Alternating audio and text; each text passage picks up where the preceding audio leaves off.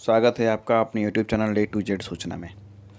दोस्तों, ये पत्र जो है वह BPSM ने कल के दिन यानी कि 21/9/2021 को जारी किया है और यह पत्र उन सभी कार्यपालक सहायकों के लिए है जिनका पैनल में नाम अपने अपने ज़िला में प्रकाशित है। और मैं एक बात बता दूं कि ये केवल उन्हीं कार्यपालक सहायक के लिए हैं जिनको अंतरिम व्यवस्था के तहत नियोजित किया गया है, मतलब वो अभी काम कर रहे हैं। ये उन कार्यपालक सहायकों के लिए नहीं है जो अभी पैनल में बनकर और अपना ज्वाइनिंग का इंतज़ार कर रहे हैं। ये केवल उनके लिए है जो अभी अंतरिम व्यवस्था के तहत कार्यरत हैं, मतलब काम कर रहे हैं। तो पढ़ते हैं पूरा लेटर क्या कहा गया है। इस लेटर में BPSM ने क्या चेतावनी दी है उन कार्यपालक सहायकों को जो अभी काम कर रहे हैं, उनके लिए एक चेतावनी ही माना जाएगा ये। और वो क्या चेतावनी है, क्या उनको कहा गया है, किस चीज़ के लिए उनको अंतिम मौका दिया गया है, ये सब हम इस लेटर में जानेंगे, इस लेटर को पढ़ के। ठीक है दोस्तों, तो चलिए लेटर को पढ़ते हैं और समझने की कोशिश करते हैं कि आखिर BPSM ने ये लेटर क्यों जारी किया है। और दोस्तों, आपसे एक निवेदन है कि अगर आप इस चैनल पर नए हैं तो कृपया इस चैनल को सब्सक्राइब और शेयर ज़रूर करें। चलिए पढ़ते हैं लेटर को। प्रेषक डॉक्टर प्रतिमा, मिशन निदेशक सेवा में सभी अपर मुख्य सचिव, प्रधान सचिव, सभी विभागाध्यक्ष, सभी जिला पदाधिकारी बिहार। विषय जो है वह जिला स्तर पर निर्मित पैनल से अंतरिम व्यवस्था के अंतर्गत सशर्त नियोजित कार्यपालक सहायकों के संबंध में। प्रसंग: बिहार प्रशासनिक सुधार मिशन सोसाइटी का पत्रांक 948 दिनांक 26/6/2021। ठीक है।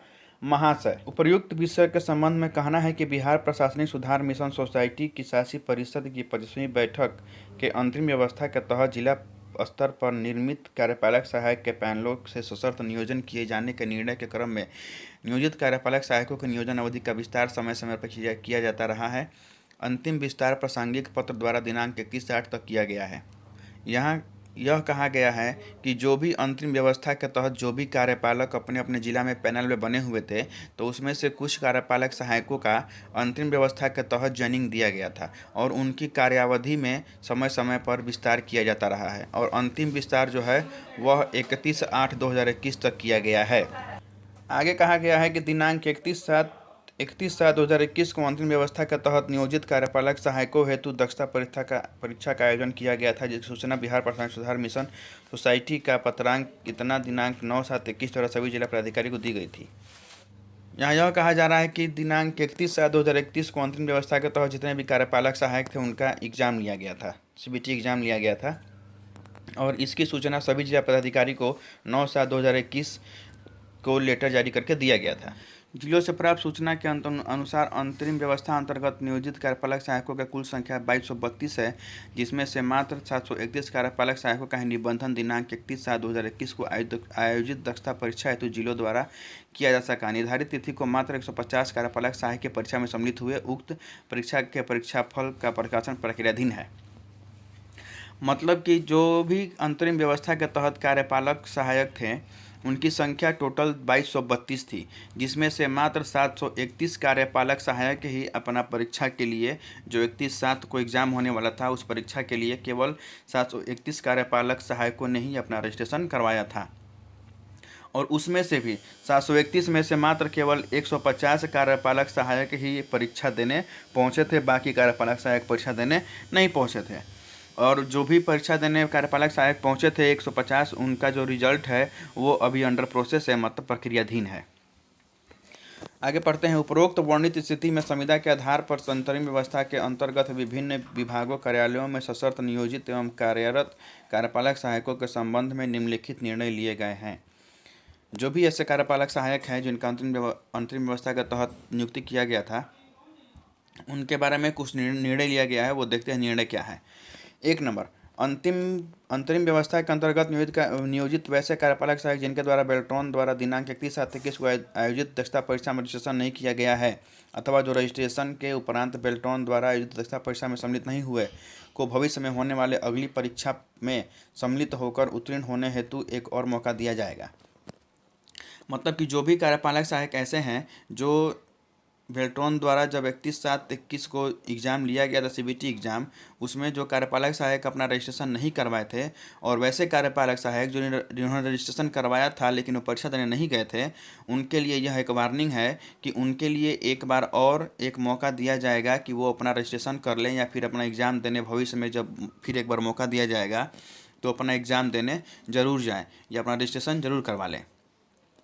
ठीक है, यह दक्षता परीक्षा में शामिल होने का अंतिम मौका होगा तथा यह मामला वर्णित अंतरिम व्यवस्था के अंतर्गत नियोजित सभी कार्यपालक सहायक जो किसी विभाग कार्यालय में नियोजित एवं कार्यरत हैं पर लागू है।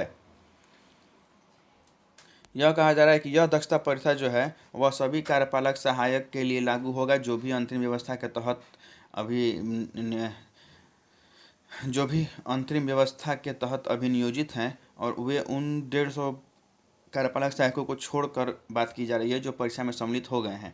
जो सम्मिलित नहीं हुए उनके लिए बात कही जा रही है कि उनके लिए यह एक अंतरिम मौका होगा, उनको एक बार केवल और मौका दिया जाएगा ताकि वो अपना रजिस्ट्रेशन करवा ले और जाकर अपना एग्ज़ाम दे। दक्षता परीक्षा में सम्मिलित होने से संबंधित व्यय का वहन बिहार प्रशासनिक सुधार मिशन सोसाइटी के द्वारा किया जाएगा। दक्षता परीक्षा में उत्तीर्ण कार्यपालक सहायकों का नियोजन आवश्यकता अनुसार आगे जारी रखा जा सकता है। अनुत्तीर्ण कार्यपालक सहायकों का नियोजन तत्काल प्रभाव समाप्त कर दिया जाएगा।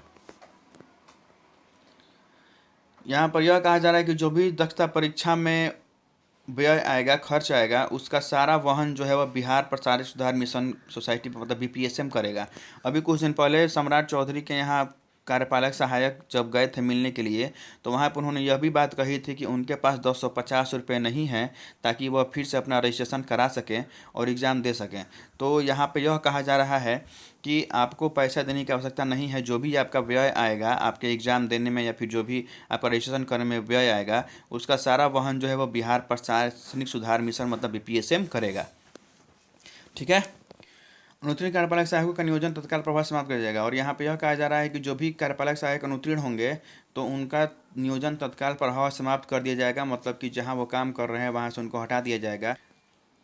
और जो भी कार्यपालक सहायक इसमें अगर पास होते हैं तो वो जहाँ काम कर रहे हैं वहाँ पे वो काम करते रहेंगे, लेकिन उनको बेल्ट्रॉन के पैनल में शामिल कर लिया जाएगा। ठीक है, उनको बेल्ट्रॉन के पैनल में शामिल किया जाएगा लेकिन वो जहाँ काम कर रहे हैं वहाँ पे वो काम करते रहेंगे।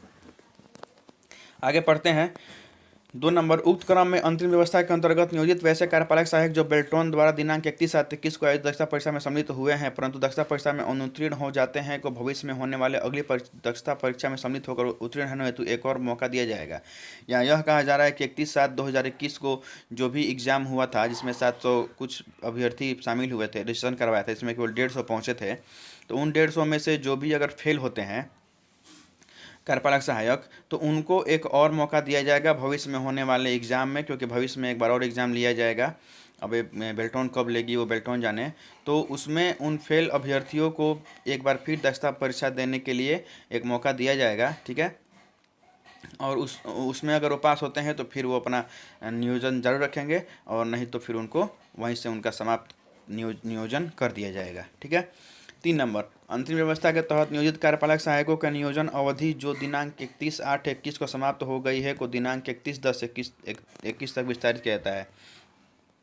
अंतरिम व्यवस्था के तहत जो भी कार्यपालक सहायक थे जिनका कार्य अवधि जो है वह समय समय पर विस्तार किया जाता है, तो उनका पहले 31/7/2021 तक ही कार्य अवधि था। ठीक है, लेकिन अब उसको बढ़ाकर उसमें विस्तार करके 31/10/2021 तक कर दिया गया है, यानी कि 31/10/2021 के अंदर आपका कभी भी फिर से दक्षता परीक्षा बेल्ट्रॉन ले सकता है। इसलिए आप लोग अपना तैयारी रखें, टाइपिंग वगैरह करते रहें और सीबीटी का आप लोग तैयारी करते रहें। ठीक है, तो यही था आज के लिए अपडेट कार्यपालक सहायकों के लिए। ऐसे ही और अपडेट जानने के लिए हमारे चैनल के साथ जुड़े रहें और तब तक के लिए धन्यवाद। खुश रहें, अपने परिवार का ध्यान रखें।